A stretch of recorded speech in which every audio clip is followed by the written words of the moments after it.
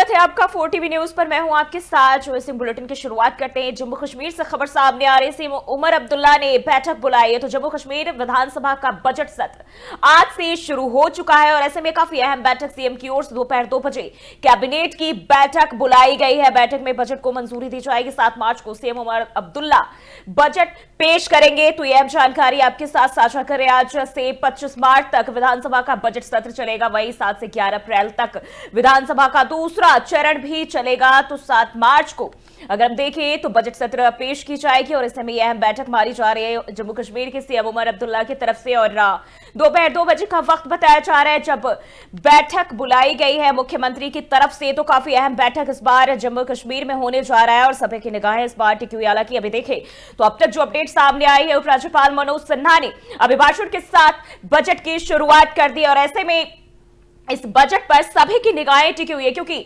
सरकार के लिए भी बेहद चुनौतीपूर्ण ये बजट होने जा रहा है। और ऐसे में जनता के लिए क्या कुछ पिटारे से निकलेगा, ये बहुत दिलचस्प है देखना, क्योंकि लगातार खुद जो बयानबाजी का दौर जारी रहा और सीएम उमर अब्दुल्ला ने भी इसको लेकर कहा कि एक दफा में जनता के तमाम उम्मीदों पर खड़े उतर पाना थोड़ा मुश्किल है। और ऐसे में उम्मीद की जा रही है कि काफी हद तक उनके जो मसले हैं उनको हल किया जाए। और ऐसे में इस बार का यह बजट बेहद अहम होने जा रहा है। तो सालों बाद इस बजट सत्र की जो है का आयोजन किया जा रहा है और ऐसे में सभी की निगाहें इसको लेकर टिकी हुई। तो 2 बजे बैठक इसको लेकर बुलाई गई है। कैबिनेट की अहम बैठक दोपहर 2 बजे का वक्त बताया जा रहा है जब कैबिनेट के साथ मुख्यमंत्री उमर अब्दुल्ला बैठक करेंगे।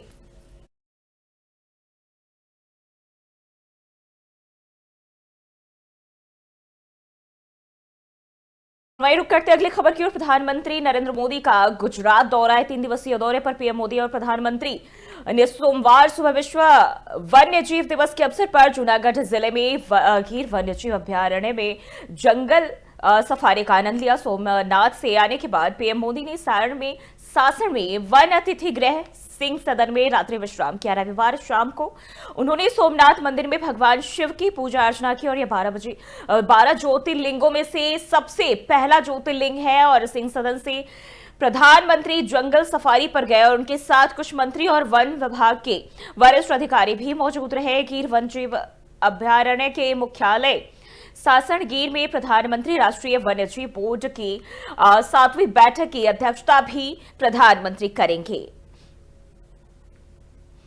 तो 3 दिवसीय दौरे पर, गुजरात दौरे पर पीएम मोदी जहां उन्होंने वन्यजीवों के जो जाकर वहां उन्हें देखा और जायजा लिया। इस दौरान उनके साथ कई अधिकारी भी मौजूद रहे।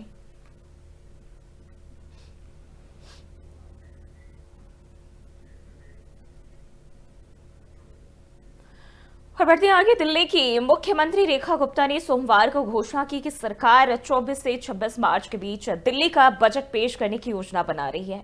उन्होंने एक प्रेस कॉन्फ्रेंस को संबोधित करते हुए कहा कि बजट विकसित दिल्ली के विजन को दर्शाएगा जिसमें समाज के सभी वर्गों के सुझाव शामिल होंगे। मुख्यमंत्री ने कहा कि यह बजट विकसित दिल्ली बजट है और हम लोगों के सभी सुझावों को शामिल करने और अपने घोषणा पत्र में किए गए सभी वादों को पूरा करने की कोशिश कर रहे हैं। जैसे महिलाओं को 2500 रुपए की महीने की वित्तीय जो सहायता है वो, प्रदूषण पर नियंत्रण, गरीबों को सस्ता और अच्छा खाना, बुजुर्गों को स्वास्थ्य सुविधा, यमुना नदी की सफाई और भी बहुत कुछ।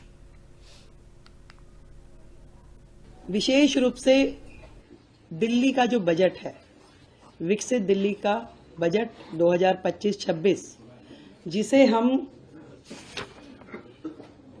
24 मार्च से 26 मार्च के बीच में प्रस्तुत करने की तैयारी कर रहे हैं, उसके विषय में है। आप सब लोगों को विदित है कि दिल्ली की जनता ने हमारी पार्टी को जिता करके जो मौका दिया, पूर्ण बहुमत की सरकार दी मोदी जी के नेतृत्व में, हम जनता की उन सारी आकांक्षाओं की पूर्ति के लक्ष्य को ध्यान में रखते हुए सभी वर्गों की उन्नति, कल्याण और सर्वांगीण विकास के लिए कृत संकल्प हो। दिल्ली के विकास की रफ्तार को तेज करने के लिए सरकार जो है समाज के सभी वर्गों को साथ में लेते हुए उनके सुझावों को शामिल करने का प्रयास करेगी। विशेष रूप से बढ़ते हैं आगे। लखनऊ से खबर सामने आ रही जो समाजवादी पार्टी के राष्ट्रीय अध्यक्ष और पूर्व मुख्यमंत्री अखिलेश यादव ने कहा कि भाजपा सरकार सरकारी संस्थाओं का निजीकरण करके नौकरियां और आरक्षण खत्म करने की साजिश रच रही है। पहले केंद्र की भाजपा सरकार ने कई सरकारी संस्थाओं को निजी हाथों में सौंपा। अब उसी रास्ते पर चलते हुए उत्तर प्रदेश की भाजपा सरकार भी निजीकरण को बढ़ावा दे रही है। अखिलेश ने जारी बयान में कहा कि भाजपा सरकारें पूंजीपतियों के लिए काम करती है। उत्तर प्रदेश की भाजपा सरकार पूर्वांचल और दक्षिणांचल विद्युत निगम को निजी हाथों में देने पर आमादा है और सरकार निजीकरण की आड़ में अरबों की संपत्तियां पूंजीपतियों को देना चाहती है। अखिलेश ने यह भी कहा कि भाजपा सरकार संविधान और आरक्षण विरोधी है। भाजपा पीडीओ को नौकरियों और आरक्षण से दूर रखने के लिए हर दिन नए नए षड्यंत्र कर रही है। और इसी खबर पर ज्यादा जानकारी के साथ आशुतोष श्रीवास्तव हमारे साथ जुड़ चुके हैं। आशुतोष, जिस तरीके से अब देखें आरक्षण और जिस तरीके से पीटीए को लेकर तमाम चीजों को लेकर अब अखिलेश यादव ने जो है निशाना साधा है और वो साफ तौर पर कह रहे हैं कि निजीकरण जो है अब केंद्र सरकार की तर्ज पर प्रदेश सरकार भी करने पर तुली हुई है। बिल्कुल जूही, आज जो ये समाजवादी पार्टी के मुखिया अखिलेश यादव ने जो ये वक्तव्य दिया है कि भाजपा सरकार पिछड़े और दलित विरोधी है और उनको आरक्षण से अलग कर देना चाहती है। ये पहले भी समाजवादी पार्टी इस तरह के वक्तव्य देती रही है और हमेशा समाजवादी पार्टी ने भाजपा की ये जो निजीकरण नीति है इसका विरोध किया है। इससे पहले भी कई बार अखिलेश यादव ने अपने बयान में ये बात कही है कि भाजपा पूंजीपतियों की पार्टी है और जितने भी बड़े उद्योग हैं, जितने भी बड़ी संस्थाएं हैं सरकार की, चाहे वो केंद्र सरकार की हो या राज्य में विद्युत वितरण निगम प्रणाली की हो, ये निजीकरण के निजी हाथों में देने के लिए भाजपा कार्य कर रही है। और इसका उन्होंने जो इसका जो विजन बताया है भाजपा का, वो ये कि वो पिछड़े जो आरक्षण है उनको हटाने के लिए ये काम कर रही है। जी बिल्कुल। और अगर हम देखें अब लगातार जो चुनाव है उसके पहले तमाम पार्टियां सक्रिय है, क्योंकि चुनाव की बात करें 2027 है, थोड़ा वक्त है, हालांकि तैयारियां अभी से ही जारी है और इसी के साथ हम लोग का दौर भी जारी है। अब वो कह रहे हैं कि सरकार निजीकरण की आड़ में जो अरबों की संपत्ति और पूंजीपतियों को देना चाहती है और ऐसे में सवाल ये होता है कि वाकई में क्या अगर ऐसा है और ऐसा है तो राज्य का विकास होगा कैसे? बात अगर की जाए भाजपा के विजन की, चाहे वो केंद्र में हो या उत्तर प्रदेश में हो, क्योंकि यहाँ भी भाजपा सरकार है और केंद्र में भी भाजपा सरकार है, तो भाजपा सरकार अपनी विजन और नीति ये बताती है कि निजीकरण में देने के बाद उत्पादन क्षेत्र हो तो उत्पादक क्षमता बढ़ती है। अगर ट्रांसपोर्टेशन या लॉजिस्टिक्स की बात की जाए तो यहाँ भी गुणवत्ता ज्यादा बेहतर होती है और सरकार के ऊपर व्यय कम पड़ता है और वित्त ज्यादा मिलता है। ये विजन लेकर के भाजपा निजीकरण में आने की बात करती है। यहाँ पे अगर उत्तर प्रदेश की बात की जाए तो विगत कई दिनों से यहाँ पे बिजली विभाग के कर्मचारी धरने पे बैठे हुए हैं। कई इंजीनियरों ने, चीफ इंजीनियरों ने वीआरएस ले लिया है, अप्लाई कर दिया है। जो बिजली विभाग के छोटे कर्मचारी हैं, वो छोटे जो थर्ड क्लास लेवल के हैं और जो इससे नीचे के चतुर्थ श्रेणी के कर्मचारी हैं, वो बिजली विभाग के शक्ति भवन में बैठ के लगातार धरना प्रदर्शन कर रहे हैं। कई जो सेक्टर हैं बिजली विभाग के वो निजी हाथों में दे भी दिए गए हैं। वो अब जो छोटे जो मीटर रीडिंग का काम है या ट्रांसमिशन का काम है, इस कार्य को बिजली विभाग के निजीकरण हाथों में सौंप दिया गया है, जिसमें टोरंटो कंपनियां और अडानी पावर है। इसी तरह और भी मुख्य कंपनियां हैं जिनको यहाँ पे ये कार्य दिया गया है, जिसका विरोध हो रहा है। आशुतोष, अगर हम देखें ये अगर हम बात करें आरक्षण, ये वो मुद्दा है जो ना सिर्फ उत्तर प्रदेश बल्कि तमाम देश भर के कई ऐसे राज्य हैं जहां इसको लेकर वाद विवाद अक्सर ही समय समय से छिड़ता रहता है। और एक बार फिर से अखिलेश यादव ने अपने बयान में इस बात का जिक्र किया है कि बीजेपी की जो सरकार है वो संविधान और आरक्षण विरोधी है। चाहे हम चुनावों की बात करें, जब चुनावों का दौर था, चाहे वो लोकसभा की बात रही हो या अन्य राज्यों में जो हाल ही में विधानसभा चुनाव संपन्न हुए, इस दौरान भी ये मुद्दे काफी चर्चाओं में थे। और अब फिर जो है अखिलेश यादव ने ये बयानबाजी जब दी है तो वहां भी उन्होंने इन दोनों का जिक्र किया है। बिल्कुल जी, ये जो वक्तव्य है विपक्षी दल का, मुख्य विपक्षी दल है समाजवादी पार्टी, जो छितरा हुआ वोट बैंक है पिछड़े और दलित का, वो साधने की कोशिश है इस बयान से। इससे पहले भी कई बार समाजवादी पार्टी इस वर्ग को अपने साथ जोड़ने के लिए बयान दे चुकी है और कई तरह के राजनीतिक कार्यक्रम भी किया है समाजवादी पार्टी ने। तो ये बिल्कुल 27 में आने वाले चुनाव की एक रणनीति है जो आज ये बयान आया है अखिलेश का। जी ठीक है, बहुत बहुत शुक्रिया आपका फिलहाल के लिए। तो ये आपको बता दें, सपा अध्यक्ष अखिलेश यादव का ये बयान, जहां उन्होंने कहा है कि बीजेपी की सरकार जो है पीढ़ियों को नौकरी से दूर करने के लिए, उनकी सुविधाओं से दूर करने के लिए हर रोज एक नए कोशिशें जो है वो कर रही है। सरकार जो सरकारी संपत्ति है उनका निजीकरण करने की कगार पर पहुंच चुकी है, और ऐसे में देखिए केंद्र सरकार की तर्ज पर अब राज्य सरकार भी उसी दिशा में सक्रिय नजर आ रही है, और उसी को लेकर सपा प्रमुख अखिलेश यादव ने बड़ा हमला सरकार पर किया है।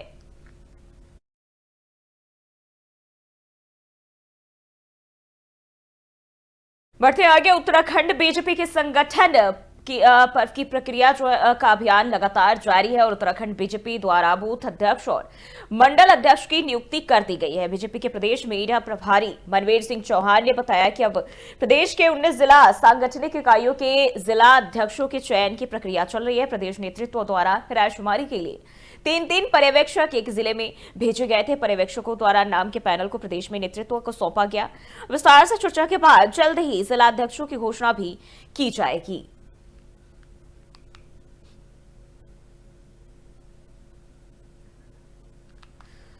तो आपको ये जानकारी बताते चले, जहां अब उत्तराखंड में भी पूरी तरह से बीजेपी सरकार अलर्ट मोड पर है, और 19 जिला सांगठनिक इकाइयों के जिला अध्यक्षों के चयन की प्रक्रिया जारी है, और ऐसे में तमाम पहलुओं पर विचार किया जा रहा है। और इसी खबर पर ज्यादा जानकारी के साथ अजय पांडे हमारे साथ जुड़ चुके हैं। अजय, जिस तरीके से देखिए अब बीजेपी के नए जिला अध्यक्षों के चयन की प्रक्रिया जारी है, और क्या कुछ जानकारी है इसको लेकर? देखिए, उत्तराखंड बीजेपी में संगठन पर्व चल रहा है, और इसके तहत बूथ स्तर से लेकर के मंडल और ब्लॉक स्तर से होते हुए जिला स्तर और प्रदेश स्तर के संगठन के पदाधिकारियों का नए सिरे से चुनाव किया जा रहा है। और अब इस दिशा में आगे कदम बढ़ाते हुए बीजेपी के जो पदाधिकारी हैं उन्होंने जिला स्तर पर भी कार्यक्रम शुरू कर दिया है, और इस पर अब जो संगठन के जिला हैं बीजेपी के, उन सभी संगठनात्मक जिलों के लिए जिला अध्यक्षों का जो चयन है वो अब शुरू कर दिया गया है। इसके लिए पैनल बनाए गए थे, और 3 नामों का ये पैनल है। प्रदेश नेतृत्व को ये पैनल सौंप दिए गए हैं, और जल्द ही अब जितने भी संगठनात्मक जिले हैं उत्तराखंड में बीजेपी के, उन सभी संगठनात्मक जिलों में नए जिलाध्यक्षों का। बिल्कुल अजय, अगर हम बात करें सदस्यों की बीजेपी वो पार्टी है जो काफी सोच समझकर अपने सदस्यों को कोई भी जिम्मेदारी देती है, तो कौन कौन से वो आधार है जिनके आधार पर इन्हें जिम्मेदारी दी जाएगी और वो पूरी तरह से उनको सौंपी जाएगी?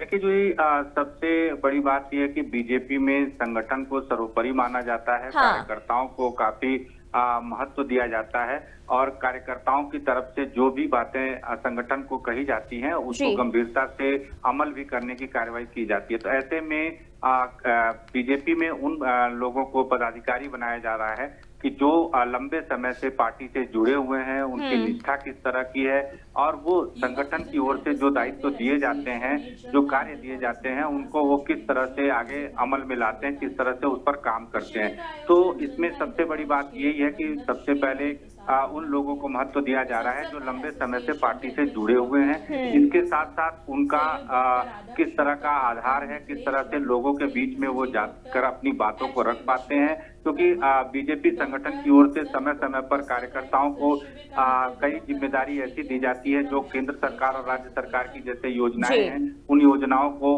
जाकर के घर घर बताना होता है। इसके अलावा बीजेपी की ओर से जो कार्यक्रम निर्धारित किए जाते हैं, कार्यकर्ताओं को दी जाती है कि जनता के बीच में कैसे कनेक्ट हो, जनता की जो समस्याएं हैं उनको कैसे उजागर करते हुए सरकार तक पहुंचाएं, संगठन तक पहुंचाएं।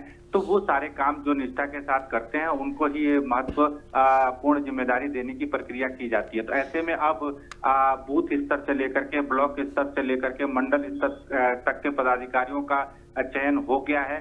अब जिले स्तर पर जिला अध्यक्षों का चयन किया जा रहा है। बिल्कुल, देखिए तो मनवीर चौहान भी कह रहे कि प्रक्रिया जो है वो चल रही है, लेकिन क्या कब तक डिसाइड हो जाएगा, इसको लेकर किसी तरह की अपडेट सामने आई है? देखिए, इसके लिए अभी समय तय नहीं किया गया है, लेकिन कोशिश बीजेपी की ओर से यही की जा रही है कि इस महीने में यानी मार्च में नए जिलाध्यक्ष यहाँ पर मिल जाएं। इसके साथ साथ जब नए जिलाध्यक्षों का चयन हो जाएगा तो प्रदेश अध्यक्ष के चयन को लेकर के भी प्रक्रिया आगे बढ़ेगी, क्योंकि देखिए केंद्रीय स्तर पर भी अब इसी तरह का चयन किया जा रहा है और ये बताया जा रहा है कि आने वाले दिनों में जब सभी प्रदेशों में नए प्रदेश अध्यक्ष चयन कर लिए जाएंगे तो उसके बाद से राष्ट्रीय अध्यक्ष का भी चयन होना है। तो कुल मिलाकर के बीजेपी की ये कोशिश है, उत्तराखंड बीजेपी की, कि जल्द से जल्द सभी पदाधिकारियों का चयन कर लिया जाए और सभी पदाधिकारी जो चयनित हो जाएं वो अपने अपनी कमेटियों का गठन भी कर लें। अपने कमेटी का गठन करने के बाद फिर प्रदेश अध्यक्ष का जब चयन होगा तो वो आसानी से हो सके। ठीक है, बहुत बहुत शुक्रिया आपका अजय पांडे तमाम जानकारी के लिए। तो बीजेपी में नए जिलाध्यक्षों की चयन की प्रक्रिया जो है वो जारी है और उसके लिए प्रदेश सरकार के साथ साथ जो तमाम कार्यकर्ता है वो पूरे जोर शोर से जुटे हुए हैं ताकि आगामी दिनों के लिए जो बीजेपी के संगठन की बात करें, उनकी जो विचारधारा है उसको पूरी तरह से कायम रखा जाए। और ऐसे में बहुत ही सोच समझकर जो है बीजेपी एक एक कदम आगे बढ़ा रही है और अपने कुनबे को और मजबूती देने की कोशिश बीजेपी की ओर से। इसी क्रम में भारतीय जनता पार्टी के संगठन पर्व के रूप में संगठनात्मक चुनाव का अभियान चल रहा है और हमारे सभी बूथों के अध्यक्ष का चुनाव के बाद हमारे प्रदेश में भारतीय जनता पार्टी के जितने मंडल हैं उनमें सभी में मंडल अध्यक्षों के चुनाव की प्रक्रिया पूरी हो चुकी है। मंडल अध्यक्षों की अधिकतर घोषणाएं भी हो चुकी हैं और अब हमारे जो प्रदेश में भारतीय जनता पार्टी की जिले की 19 इकाइयां हैं, 19 इकाइयों के जिलाध्यक्षों के चयन की प्रक्रिया चल रही है। भारतीय जनता पार्टी के संगठन पर्व के रूप में संगठनात्मक चुनाव का अभियान चल रहा है और हमारे सभी बूथों के अध्यक्ष का चुनाव के बाद हमारे प्रदेश में भारतीय जनता पार्टी की जितनी बढ़ते आगे, मुंबई की एक विशेष अदालत ने भ्रष्टाचार निरोधक ब्यूरो यानी कि एसीबी को शेयर बाजार में कथित धोखाधड़ी और विनियामक उल्लंघन के आरोप में पूर्व सेबी अध्यक्ष माधवी पुरेबोच और 5 अन्य अधिकारियों के खिलाफ एफआईआर दर्ज करने का निर्देश दिया है। मुंबई स्थित विशेष एसीबी अदालत के न्यायाधीश शशिकांत एकनाथ राव बांगर ने पारित आदेश में कहा कि प्रथम दृष्टया विनियामकीय चूक और मिली भगत के सबूत है जिसकी निष्पक्ष जांच की आवश्यकता है। अदालत ने कहा कि वह की निगरानी करेगा और 30 दिनों के भीतर मामले की स्टेटस रिपोर्ट मांगी है।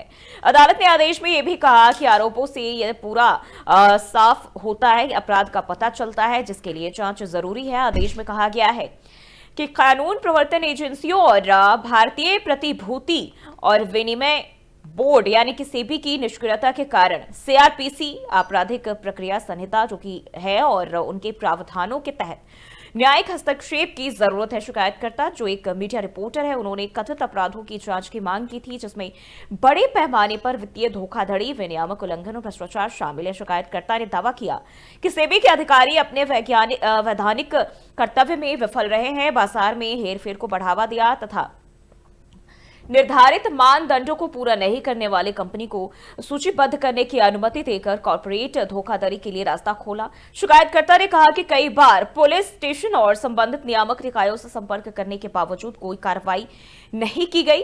अदालत ने रिकॉर्ड पर मौजूद सामग्री पर विचार करने के बाद एसीबी वर्ली मुंबई क्षेत्र को आईपीसी भ्रष्टाचार निवारण अधिनियम, सेबी अधिनियम और अन्य लागू कानूनों के प्रासंगिक प्रावधानों के तहत एफआईआर दर्ज करने का निर्देश दिया है। तो बता दें, भारत की पहली महिला सेबी प्रमुख बुर्ज पर अमेरिका स्थित शोध एवं निवेश कंपनी हिंडनबर्ग रिसर्च ने हितों के टकराव के आरोप लगाए थे। और इसी खबर पर ज्यादा जानकारी के साथ दिल्ली से ब्यूरो चीफ स्नेह कमल सेठ हमारे साथ जुड़ चुके हैं। स्नेह कमल, क्या कुछ है ये पूरा मामला, क्योंकि पिछले 1 से 2 दिनों से काफी चर्चा में है। बुर्ज की बात करें तो पिछले कई महीनों लगातार चर्चा में, क्योंकि देश के प्रमुख विपक्षी दल कांग्रेस ने उनको जो है हिंडनबर्ग के कुछ रिपोर्ट, अमेरिका की रिपोर्टों की बात करें, चाहे अडानी से उनके नजदीकी बात को लेकर लगातार उन पर आरोप लगाती रही है। उन पर जो है ताकि उनके रहते जो है शेयर मार्केट को बहुत नुकसान हो। उसी क्रम में जो है दिल्ली के भ्रष्टाचार, मुंबई के भ्रष्टाचार निरोधक ब्यूरो एसीबी की अदालत ने जो है शेयर बाजार में कथित धोखाधड़ी और विनियामक उल्लंघन के आरोप में जो है उन पर उनके साथ 5 अन्य अधिकारियों पर FIR दर्ज करने का आदेश दिया। हालांकि इस बीच सेबी ने स्पष्ट कहा है कि हम इस आदेश के खिलाफ जो है ऊपरी अदालत में जाएंगे, क्योंकि याचिकाकर्ता आदतन जो है वो याचिका करते थे। कई बार उनकी याचिकाओं पर कोर्ट ने जुर्माने के साथ उनकी याचिका को जो है खारिज किया है। वहीं अगर जस्टिस की अगर बात करें, मुंबई की जो विशेष एसीबी अदालत के न्यायाधीश शशिकांत एकनाव बागगर ने अपने पारित आदेश में कहा है कि प्रथम दृष्टया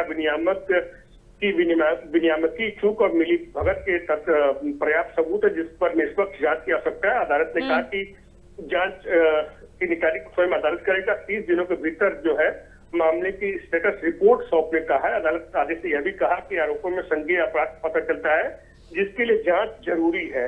वहीं केंद्रीय प्रवर्तन एजेंसियों और भारतीय प्रतिभूति निवेशक बोर्ड यानी सेबी की निष्क्रियता के कारण ही CRPC आपराधिक प्रक्रिया संहिता के प्रावधानों का जो है स्पष्ट उल्लंघन इसमें। ठीक है, अगर हम आगामी दिनों की बात करें, आने वाले दिनों में अब इनकी मुश्किलों की बात करें, काफी बढ़ती हुई नजर आ रही, क्योंकि अब पूरी तरह से घिरी हुई है। कोर्ट ने भी ये साफ कर दिया कि कहीं ना कहीं जो कुछ भी मामला सामने आया है जांच का विषय है, क्योंकि इसमें अपराध जो है संलिप्त पाया जा रहा है।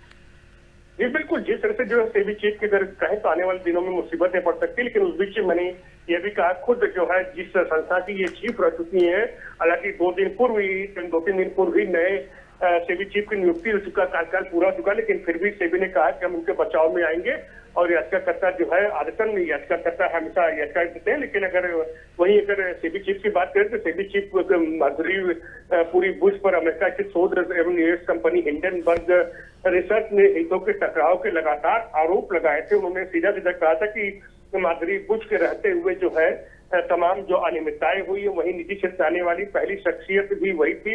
उन पर जो 60 शेयर फर्म हिंडनबर्ग ने कई अनियमितता के आरोप लगाए। तो वही विपक्षी दल की अगर बात करें, खासकर कांग्रेस ने लगातार उनका जो है विरोध किया और कई पैसे के लेन देन और कई भारत की प्रतिष्ठित कंपनियों से पैसा लेने का आरोप लगाया था। और पिछले सप्ताह इनका कार्यकाल समाप्त हुआ, लेकिन कार्यकाल समाप्ति के बाद भी अगर मुसीबतों की बात करें तो वो उनका पीछा नहीं था। माधुरी पूरी बुश के पीछे जो जिस तरह का आदेश हुआ, उनके समेत 5 अन्य अधिकारियों के खिलाफ मुकदमा का जो आदेश हुआ है, अब देखना है कि अगला निर्णय क्या होता है। मुकदमा दर्ज होता है या तेजी से पहले ऊपरी अदालत जाती है। ठीक है, बहुत बहुत शुक्रिया आपका स्नेह कमल तमाम जानकारी के लिए। तो मुंबई की विशेष अदालत की ओर से कड़े निर्देश दिए गए हैं, आदेश दिए गए हैं। शेयर बाजार में धोखाधड़ी का ये मामला बताया जा रहा है और अधिकारियों के खिलाफ अब FIR भी दर्ज हो चुके हैं।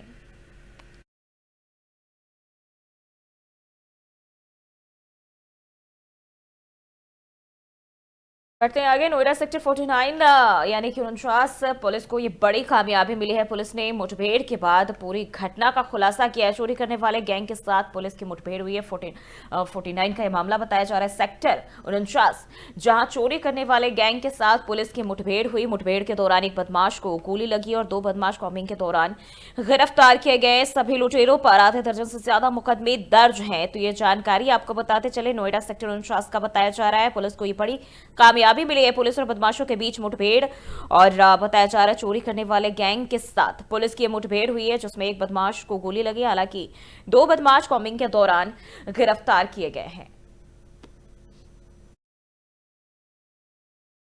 ये हमारे यहाँ से एक गाड़ी चोरी हुई थी होंडा, और जिस गाड़ी से चोरी करने आए थे उस गाड़ी का काफी प्रयास के बाद नंबर जब निकला, ये पूरा गैंग पकड़ा गया 6 लोगों का, और इस गैंग के सारे ही सदस्य पकड़ लिए गए हैं। फिर भी हम ये भी देख रहे हैं कि अभी और कोई इसमें शामिल रहा हो, पहले कौन इनके रहे हैं, क्योंकि इनमें जो मेन मास्टरमाइंड है सोनू, यहापुर का रहने वाला है, और इसके पास से 3 डिवाइसें बरामद हुई हैं। और इसका कहना है कि मैं 5 से 7 मिनट के अंदर पूरा सिस्टम हैक करके और नई इलेक्ट्रॉनिक चाबी बना लेता हूं और उसी से स्टार्ट करके गाड़ी को ले जाते हैं। ये गाड़ी चोरी करने में इन्होंने एक नया ऐप शुरू किया, जंगी ऐप, जिससे ये दूसरे को बता देते हैं कि गाड़ी कहाँ खड़ी करनी है, फिर वो गाड़ी खड़ी कर देता है, फिर तीसरे को बताते हैं कि गाड़ी वहां से ले आनी है। तो इनका नंबर भी नहीं आता है और पूरा कम्युनिकेशन भी पूरा हो जाता है। जानकारी के साथ सतीश श्रीवास्तव हमारे साथ नोएडा से संवाददाता जुड़ चुके हैं। सतीश, क्या है ये पूरा मामला? जी बिल्कुल, जो ये बता दें, क्योंकि सेक्टर 49 पुलिस की है, जो बीते दिनों चेकिंग के दौरान सेक्टर 71 के मेट्रो स्टेशन के पास में चेकिंग के दौरान एशियन कार सवार बदमाशों का मुठभेड़ हुई थी। इसमें सोनू नाम का बदमाश जो है पुलिस की गोली का निशाना बनाता हुआ घायल, जिसमें 2 उसके साथी जो थे पवन और रघुवंश को पुलिस ने कॉम्बिंग के दौरान गिरफ्तार कर लिया था। लेकिन जो पुलिस जो है इन साथियों के और भी चक्कर में लगी थी, लेकिन कल जो है सच्चा इंचार्ज पुलिस ने खुलासा करते हुए बताया कि इसमें जो इनके 3 और जो मास्टरमाइंड जो साथी थे, सतीश और अमित नाम गुरमीत जो है ये इनके मास्टरमाइंड साथी बताए जा रहे हैं, क्योंकि यही इन लोगों के मास्टरमाइंड थे जो साथी थे जो कॉम्बिंग के दौरान गिरफ्तार हुए थे। तो पुलिस ने खुलासा करते समय बताया कि ये जो तीनों मास्टरमाइंड इन्हीं के कहने पर ये लूट की घटना को अंजाम देते थे। लेकिन लगातार जो पुलिस इनकी तलाश में जुटी हुई थी, लेकिन जो इनके 2 साथी जो पुलिस की रिमांड में इन्होंने खुलासा किया, जब उन्होंने बताया कि इनके जो 3 मास्टरमाइंड साथी हैं, तब उन्होंने पुलिस ने इनको चेकिंग के दौरान धर दबोचा। जी ठीक है, बहुत बहुत शुक्रिया आपका जानकारी साझा करने के लिए। तो चोरी के गैंग का खुलासा किया गया है और नोएडा सेक्टर 49 पुलिस को ये बड़ी कामयाबी मिली है और कई गैंग के कई सदस्यों को पुलिस ने हिरासत में लिया है।